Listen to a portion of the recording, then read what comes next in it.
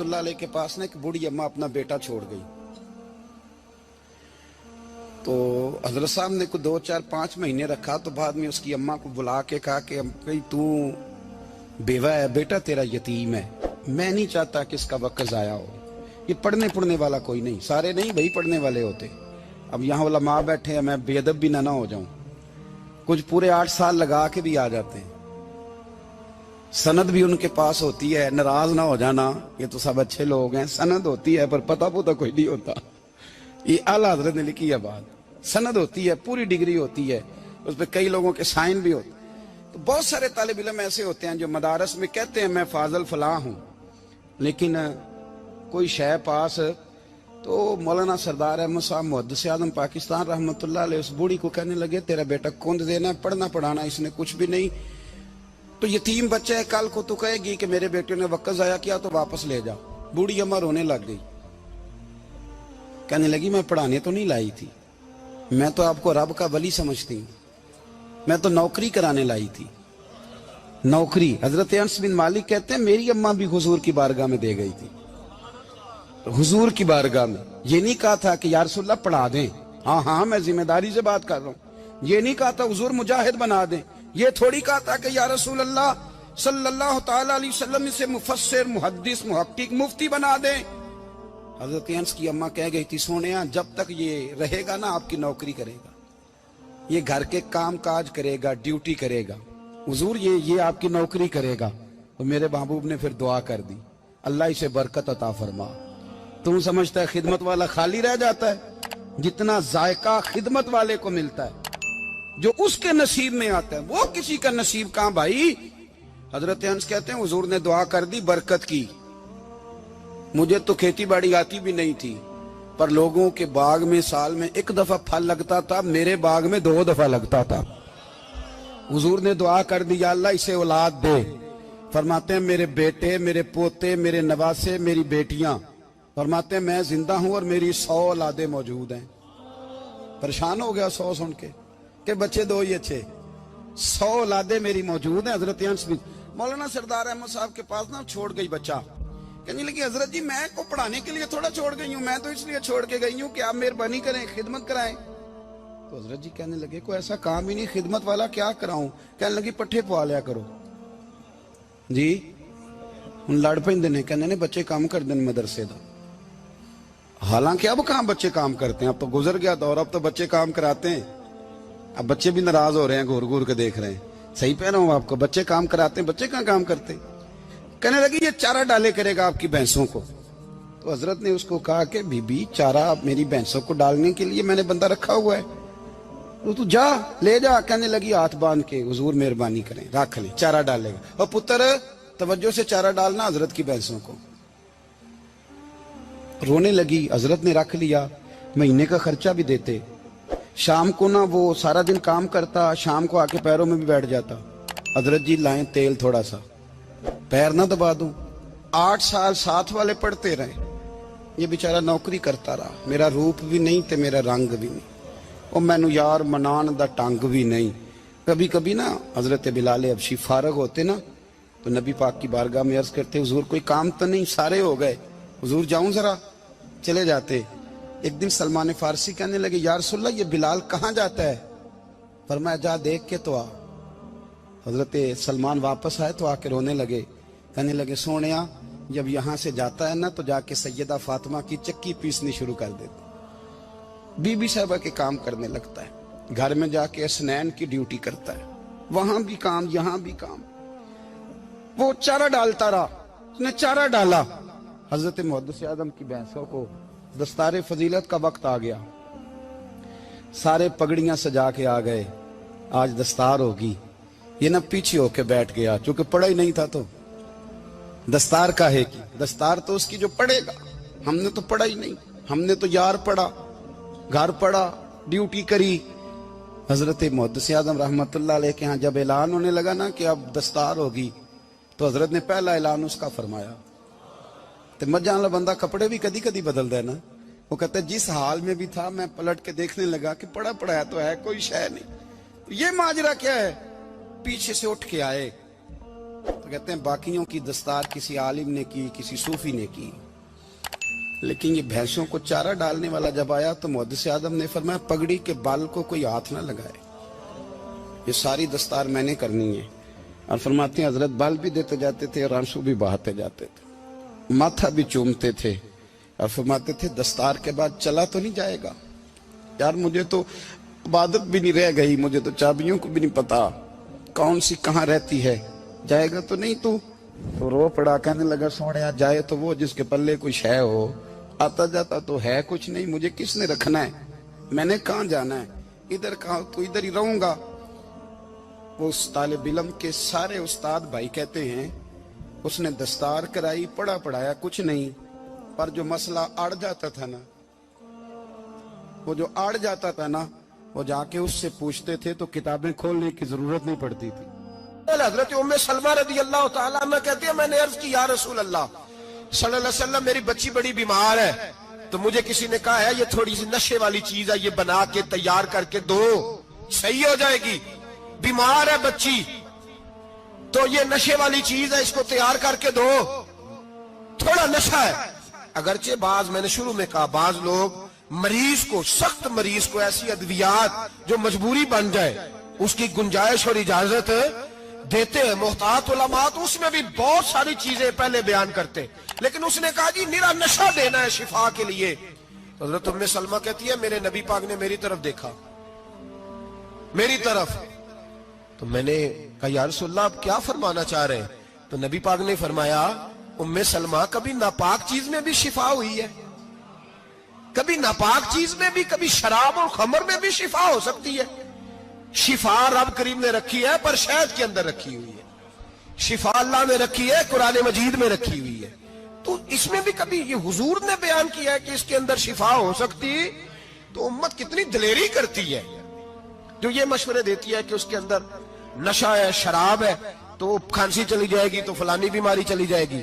نہ آؤ ان چیزوں پہ, نہ اپنے ایمان کو خرابی دو, اور نہ ایسی باتیں کرو جس سے کہ ڈائریکٹ رسول اللہ صلی اللہ علیہ وسلم کے واضح ارشادات کی مخالفت ہو. میرے نبی پاک صلی اللہ علیہ وسلم نے فرمایا, اور پھر کچھ لوگ کہتے ہیں تھوڑی پی ہے جی. اب تو میں تجزیے میں پڑھ رہا تھا کہ ایسی شراب ایجاد ہو گئی ہے, لوگ شراب پیتے ہیں اور وہ مست بھی رہتے ہیں, کار بھی چلاتے رہتے ہیں, کہتے ہیں جی نہیں ہمارا ذہن معاف نہیں ہوا تو یہ والی صحیح ہے, نشہ نہیں لاتی. میرے نبی پاک صلی اللہ علیہ وسلم نے فرمایا جس چیز کی تھوڑی مقدار, زیادہ مقدار حرام ہے اس چیز کی تھوڑی مقدار بھی حرام ہے, جس کی زیادہ مقدار حرام ہے اس کی تھوڑی بھی. تو خمر اور شراب اگر فل پینا جائز نہیں تو تھوڑی پینا بھی جائز, یہ حرام ہے اور حرام تھی اور قیامت تک حرام ہی رہے گی. میرے نبی پاک صلی اللہ علیہ وسلم نے منع کیا اور حضور نے اظہار ناپسندیدگی فرمایا, اور میں 40 دن تو عبادت ہی قبول نہیں ہوتی شراب پینے والوں جب تک سچی توبہ نہ کرے. یہ لفظ جب ادا کرتا ہوں تو شرم سے میری زبان لڑکھڑاتی ہے کہ یار درباروں پہ بھی نشہ بکتا ہے. میں یہ بات کر رہا ہوں صوفیاء کا ترجمان, درباروں پہ, مزاروں پہ, اور سجادہ نشینوں تمہیں زمین نگل جائے, آسمان تمہیں لے اڑے, تم پر قہر نازل ہو, تم نے باپ دفن کر کے تو وہاں نشے کا اڈا بنا لیا, ماؤں سے بیٹے چھیننے لگے ہو, عورتوں کے سروں سے کپڑے چھیننے لگے ہو, سہاگ مارنے لگے ہو, بیٹیاں اور بیٹے یتیم کرنے لگے ہو, نشہ بیچتے ہو درباروں اور مزاروں پہ, یہ تماشا لگ گیا. آپ کیسے کروں یہ بات, پر کرنی پڑ رہی ہے, مجبوری ہے, یہ مضمون مکمل نہیں ہو سکتا. بند کر دیں وہ دربار, ہمیں نہیں چاہیے جن درباروں پہ نشہ بکتا ہے. میں ذمہ داری سے کہہ رہا ہوں, بات ریکارڈ ہو رہی ہے. جوتے کی نوک پہ وہ سجادہ نشین جو امت کو ڈرگز دیتا ہے, وہ سجادہ نشین کا ڈیرا نہیں, وہ گند کا اڈا ہے, وہاں سے فیض نہیں مل رہا, امت کی تباہی ہو رہی ہے. بتا دو, پھیلا دو, اس کو اعتراض کرنا ہے کرو. میرے رسول پاک سید عالم صلی اللہ تعالی علیہ وسلم کا دین ضروری ہے, کسی پیر کی سجادگی ضروری, بولیے سجادگی ضروری. بڑی ذمہ داری سے کہہ رہا ہوں اور نمائندگی کر رہا ہوں اپنی جماعت کی. نہ ہمارے بزرگوں نے کل اس کی حمایت کی تھی، نہ آج کرتے ہیں، نہ قیامت تک کریں گے۔ بند کر دیں وہ دربار اور مزار۔ بزرگ دنیا میں یہ کام کرنے آئے تھے، اور ہماری سوچ اتنی گر گئی ہے، اتنے ہم کمزور ہو گئے۔ کہتے ہیں جب اس کو چڑھ جاتی ہے تو پھر بڑی معرفت کی باتیں سناتا ہے۔ تجھے شرم نہیں آئی یہ لفظ کہتے ہوئے؟ اب نشئی تجھے معرفت سکھائے گا؟ اب تو شرابی سے، بھنگی چرسی سے دین سیکھے گا؟ کہتے ہیں اس نے پی ہوئی تھی، چڑھی ہوئی تھی، وہ بات کر دی تو میرا کام بن گیا۔ اتنی گندی اور میلی سوچ صاحب ایمان کی ہوتی ہے، تو اب نشیوں سے جا کر دعائیں کرائے گا؟ سن، میرے نبی پاک صلی اللہ علیہ وسلم نے فرمایا جو شراب پی لے، نشہ کر لے، اس کی تو 40 دن تک عبادت رب قبول نہیں فرماتا۔ تو کہتا چڑھی ہوئی تھی تو اس نے دعا کر دی، تجھے شرم ہی نہیں آئی بات کرتے؟ حیا ہی نہیں کیا تو نے جملہ بولتے؟ یہ کوئی تصوف اور طریقت ہے؟ جاؤ اٹھا کے لے جاؤ۔ ایسی کوئی تصوف اور طریقت ہمیں نہیں چاہیے، ہمیں وہ والی طریقت چاہیے جس میں خدا کے قرآن کی بات ہوتی ہے اور محمد مصطفیٰ کے فرمان کی بات ہوتی ہے صلی اللہ علیہ وسلم۔ تو بھائی یاد رکھو، یہ کوئی طریقہ نہیں۔ ایک مزار ہے، مجھے ایک صاحب کہنے لگے آ جائیں یہاں بھی فاتحہ پڑھیں۔ میں نے کہا یہاں کیا ہے؟ کہنے لگے تھے تو بابا جی نشہ وشہ کرتے، پر اب سنا ہے لوگوں کی منتیں بڑی پوری ہوتی ہیں۔ مجھے جذبات بڑے کم آتے ہیں۔ میں نے اس آدمی کو گریبان سے پکڑ لی، میں کہ ادھر ہٹ، وہ تو نشہ کرتا تھا اور تو جاتا تھا، تیری یہ کیسے طاقت ہوئی؟ تو نے مجھے مشورہ دے دیا ہے، تو ہمیں کمزور سمجھتا ہے؟ ہم کمزور ایمان کے لوگ ہیں، اور میں یہاں تجھے کہوں گا نہیں نہیں میں یہاں نہیں جاتا، میں وہاں جاتا ہوں۔ بالکل کوئی لگی لپٹی بات نہیں، کھری بات۔ تصوف وہ، دربار وہ جہاں قرآن پڑھا جائے اور رسول اللہ کی حدیث سکھائی جائے، باقی کوئی مطلب نہیں کسی قسم کا۔ میں داتا صاحب کبھی جاؤں نا جلسہ کرنے کسی کام سے، کسی تقریب میں، تو میں داتا صاحب کے مزار پہ نہیں جاتا۔ میں کہتا ہوں یار یہ جرانہ نہیں کہ بندہ کسی کام آیا تھا تو فاتحہ پڑھ لی، واپس چلو گکھڑ سے سپیشل آئیں گے داتا صاحب کے مزار پہ حاضری دیں۔ اور میرے سنگی گواہ ہیں کہ میں سپیشل ٹائم نکال کے بہت سارے کام چھوڑ کے سپیشل جاتا ہوں، اور میں مراد ماننے نہیں جاتا، میں داتا صاحب کا شکریہ ادا کر دے جاتا ہوں۔ میں ان سے کہتا ہوں حضور آپ کی مہربانی، آپ یہاں آئے تو ہمارے بڑے بھی رسول اللہ کے غلام بن گئے۔ میں تو سلام عقیدت پیش کرنے جاتا ہوں، ہم مزارات پر جانے کے قائل نہیں، بلکہ ہماری تو عقیدت کا درجہ ہی مکمل نہیں ہوتا جب تک ہم مزار پہ سلام نہ کریں۔ پر مزار داتا صاحب کا، مزار خواجہ معین الدین اجمیری کا، مزار غوث اعظم جیلانی کا، مزار محدث اعظم مولانا سردار احمد کا، مزار اولیاء کا، مزار میاں شیر محمد شرک پوری کا، مزار رب کریم کے بندوں کا۔ بھنگیوں چرسیوں کے مزار نہیں ہوتے، اور نام ان مزارات کے قائل ہیں، بالکل قائل نہیں ہم۔ میں تھوڑے دن پہلے لاہور گیا تھا، تو میں کار میں میاں صاحب میاں شیر محمد شرک پوری کا ذکر کر رہا تھا۔ میں اپنے دوستوں سے کہہ رہا تھا یار بہت بڑا بابا ہوا ہے، تو مجھے کہنے لگی کرامت کیا ہے؟ میں نے کرامت یہ ہے کہ ساری زندگی سنت کا درس دیا ہے۔ تو مجھے کہنے لگے آپ کبھی گئے نہیں؟ میں نے کہا میں اسپیشل گیا تھا، اور تھوڑے دنوں کے بعد پروگرام بناؤں گا تو میں ساتھ لے کے جاؤں گا۔ ہم مزارات کے قائل ہیں، حاضریاں دیں گے مزاروں پہ، لیکن بھنگیوں چرسیوں کے مزاروں پر جانے کے قائل ہیں، زور سے بولے، یہاں جانے کے قائل ہیں، کوئی عقیدہ نہیں ہے ہمارا۔ نشہ بکے گا اب مزاروں پہ، اب یہ تصوف ہوگا وہاں، یہ طریقت ہوگی۔ اور ملت پر رحم کھاؤ خدا را۔ اگر تمہارے قومی ادارے کہتے ہیں رپورٹ کرنے والے کہ 70 لاکھ پاکستانی نشہ کرتا ہے، تو کیا تمہیں یہ نہیں پتا کہ نشہ بیچتا کون ہے؟ کیا تمہیں یہ نہیں پتا کہ ڈرگز کا کاروبار کون کرتا ہے؟ اگر تمہیں یہ پتا ہے تو کیا یہ خبر نہیں تمہیں کہ ان رگوں پر یہ خون اتارتا کون ہے؟ میں اپنے بزرگوں سے معذرت کے ساتھ، نشے کا آغاز، ناراض تو نہیں ہو جائیں گے بزرگ؟ نوجوانوں کو میں لتاڑ لیتا ہوں، لیکن بزرگوں کی عزت کرنا سنت ہے، تو میں بزرگوں سے معذرت کے ساتھ، یہ یوں سمجھ لیے خوگرے حمد سے تھوڑا سا گلا بھی سن لے۔ نشہ سگریٹ سے شروع ہوتا ہے، سگریٹ سے۔ میں تمباکو کو حرام نہیں کہتا، یہ فتویٰ نہیں دے رہا۔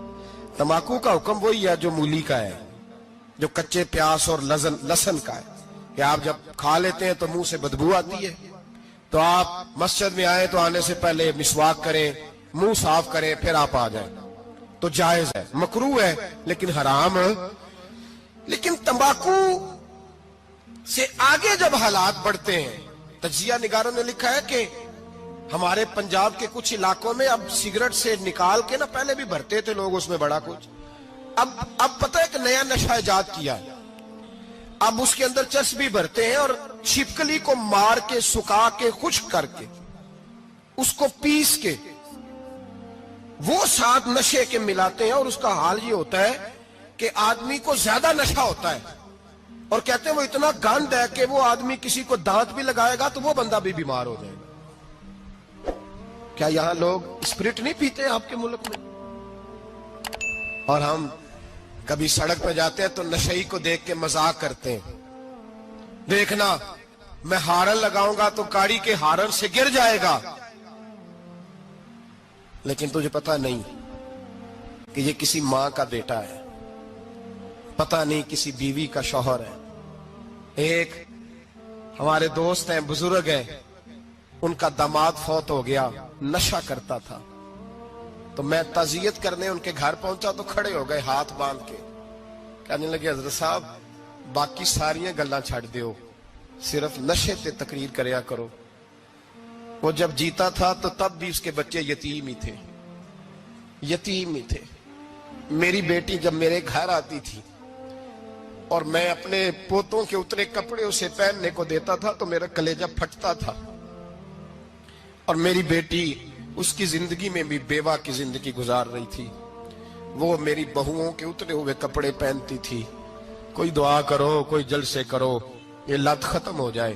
اور کہنے لگا اب میرے وہ چلا تو گیا ہے, دادا دادی اس کے پہلے کوئی نہیں, چچا ہے کوئی نہیں, جب تک تو میں زندہ ہوں ان نواسوں کو کوئی روٹی کا لقمہ, کوئی کپڑا مل جائے گا. لیکن سوچتا ہوں میں بوڑھا ہوں, مر گیا تو ان کو کوئی پوچھے گا بھی نہیں, کون ان کی خبر.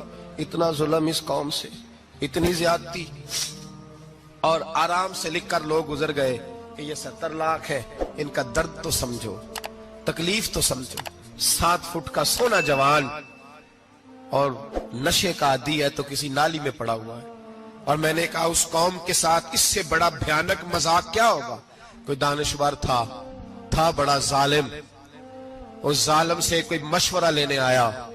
اس نے آ کے کہا تو بڑا ظالم ہے, بڑے کڑوے مشورے دیتا ہے, میرا ایک دشمن ہے, میں اس سے بدلہ لینا چاہتا ہوں, میرا دل کرتا ہے اس کا بچہ قتل کر دوں تاکہ وہ تڑپے. تو ظالم نے کہا اسے قتل نہ کر, وہ تو اس کا باپ 2-4 مہینے رو کے چپ کر جائے گا. پھر میں سخت سزا دینا چاہتا ہوں, مشورہ دے. تو اس نے کہا اس کے بچے کو نشے پہ لگا دے. جس کا بچہ نشہ کرے گا وہ باپ روز مرے گا, روز جیے گا, وہ ماں روز مرے جیے گی, نشے پہ لگا دے. اس قوم کے ساتھ سب سے بڑا ظلم یہ ہوا کہ ملت کا جوان نشے پہ لگ گیا, ڈرگز پہ لگ گیا. اتنے تباہ حالات ہوئے کہ جوان چڑھتی جوانیاں, اماں نے کتاب دے کے بھیجا تھا, اور کالج سے واپس آئے تو نشے کے ٹیکے ہاتھوں میں پکڑے ہوئے, ٹیکے. اور آپ کے اس ملک کے اسلام آباد میں ایک دن میڈیا نے وہ خبر بھی وائرل کی اور وہ چیز بھی دکھائی لوگوں کو. 3 مہینے کا بچہ لے کے نشئی سڑک پہ آ گیا. اس نے کہا میرا نشہ ختم ہو گیا, میرا بچہ خرید لو, 2 پڑیاں دے دو. تو وہاں بیبیاں جو سن رہی تھی وہ بھی چیخے مار کے رو رہی تھی. یہ ظلم کیا اس قوم کے ساتھ, اور کرپشن کی لعنت نے اجازت دی سپلائی کرنے والوں کو کہ گلی گلی بیچے, گلی گلی. انہوں نے کچھ تھوڑا ظلم نہیں کیا ان حکمرانوں نے. اور ہماری اپوزیشن, اس کو نہ صرف اتنا پتا ہے کہ یہ جائیں اور ہم آئیں, اس سے زیادہ کوئی غرض نہیں. بھائی کرپشن کے خلاف نکلے ہو تم, نشے کے خلاف کس دن نکلو گے, جوئے کے خلاف کس دن. قوم تو مر رہی ہے نشے سے, اس کے خلاف میدان میں کب آؤ گے. صرف اتنا ہے کہ یہ جائیں اور ہماری باری آئے, اس سے زیادہ کچھ نہیں. جتنے مجرم